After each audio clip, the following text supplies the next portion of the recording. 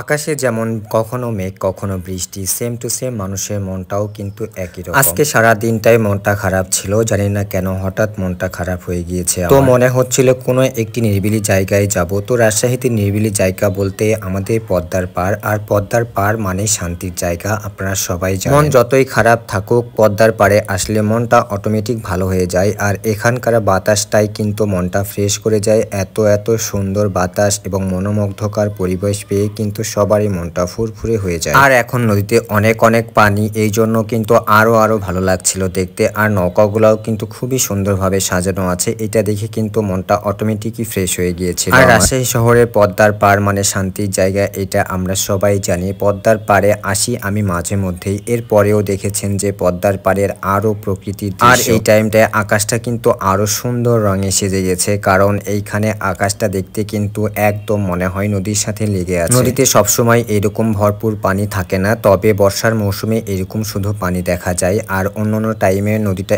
একদম শুকনো থাকে। রাজশাহী পদ্মার পার্ক কিন্তু এত সুন্দরভাবে সাজানো গোছানো একটি পার্কের মতন জায়গা, তবে এখন কিন্তু অনেকটাই নোংরা হয়ে গিয়েছে। তবে কিন্তু আগে যখন নতুন নতুন কাজ করছিল তখন কিন্তু আরো বেশি সুন্দর লাগতো দেখতে। আর পদ্মা পাড়ের এই পদ্মা রিভার ভিউ রেস্টুরেন্টের পাশে এই মাছগুলা দেখতে কিন্তু আরো সুন্দর লাগে। আর আমি দেখছিলাম একটি মজার জিনিস, এইখানে কচ্ছপটি কিন্তু উপরে উঠে বসে আছে। এটা কিন্তু বাচ্চাদের জন্য একটি বিনোদনের জায়গাও হইতে পারে, বাচ্চারা এসে কিন্তু এই জায়গাতে আসবেই আসবে। তো যাই হোক, যখন মনটা খারাপ থাকবে তখনই কিন্তু পদ্মার পাড়ে রাজশাহী মানুষজন এসে বসে থাকে, আর মাঝে মধ্যে ঘুরতেও আসে। আমার কিন্তু আজকে মনটা অনেক খারাপ ছিল, এই জন্যই কিন্তু আসা। আর এই ট্যাপে দেখছি একদম ঠান্ডা পানি বের হচ্ছিল, এই জন্য একদম চোখে মুখে পানি দিয়ে নিলাম, এই জন্য কিন্তু আমার আরো ভালো লাগছে। মনটা চাচ্ছিল নদীতে একটু ঘোরাঘুরি করি নৌকায় চড়ে, কিন্তু দুঃখের বিষয় এই টাইমে নৌকা পাওয়া যায় না, এই জন্য জাস্ট একা একা ঘুরছিলাম আর প্রকৃতির দৃশ্যগুলা দেখছিলাম।